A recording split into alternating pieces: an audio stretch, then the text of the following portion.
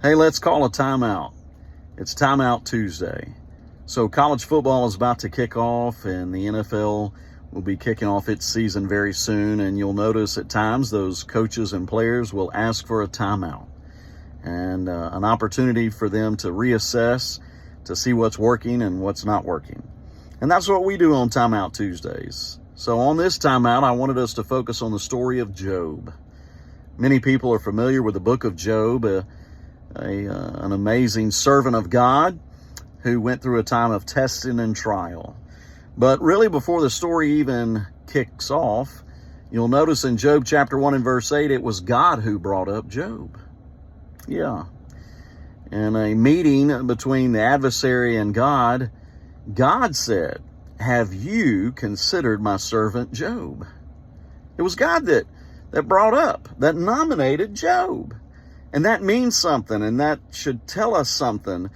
It should tell us that God had considered Job, and God had found Job worthy, and God had found Job to be trustworthy and able to endure and able to go through that time of trial and testing.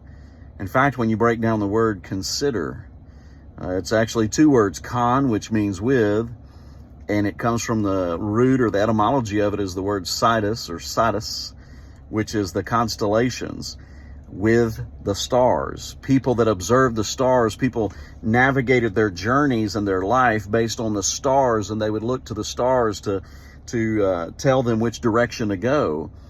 And so he literally tells the enemy, the adversary, he says, consider Job.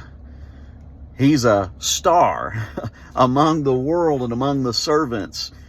He is faithful and he's trustworthy, and God believed that Job could get through this time of testing and this time of trial. That says a lot about Job. And so if you've been going through a time of testing or trial, consider this.